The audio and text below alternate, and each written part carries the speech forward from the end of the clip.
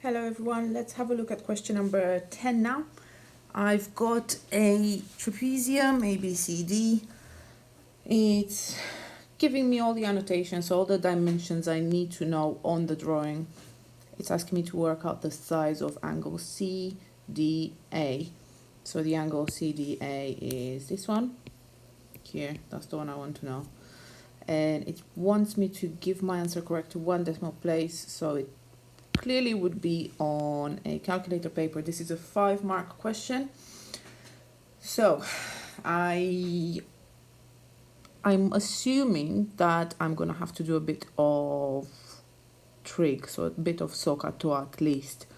So I'm going to see what's happening there. I'm going to make a start, so blah blah blah blah. What do I need? What do I need? Let's see. So ideally, I would try to get myself a right angle triangle here. And I would want to know what is this bit here. So what's that dimension? And I can tell that it's 6 because that's the height of the trapezium. So it doesn't need to be a question mark. It could be annotated as 6. But I also need to know what would this bit here be. So from here to there. And I don't have that information yet because I know this is 10. I know the whole thing is 24, so the base is 24. So I somehow need to work this out. So at the moment I've created myself 3 shapes really. I've got a triangle here, and then I've got a rectangle, and then I've got a third triangle here, like that. So I don't have a lot to work with in this triangle, but I do have quite a lot here. So this would help me figure out what this base here is. And that would be really, really useful because that would help me work out this. So I'm going to do that. I'm going to figure out what's this. I don't know. Right, so I'm going to take that triangle and separate it here. So that hypotenuse is 7.5 and the height is 6. I can do a bit of Pythagoras and work out this third side. So I'm doing short side. So I'm going to do hypotenuse squared minus short side squared. That's going to give me the other short side squared. I'm going to call it, I don't know, Jeffrey. No, let's call it x. Okay, x squared. So I'm going to do all that in my calculator. I'm typing 7.5 squared minus 6 squared. That equals to 20.25. So x squared is 20.25. I know I need to square root. So if I square root my answer, I'm getting 4.5. Convenient. Okay, so I know basically this bit is 4.5 now.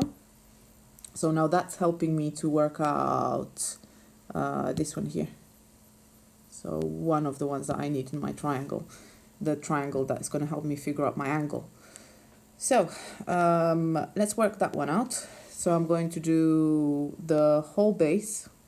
I'm going to do it here at the top. So I'm going to do the base, take away 10. So I'm taking away this bit here, which is 10. And I'm also taking away the 4.5, which I just worked out.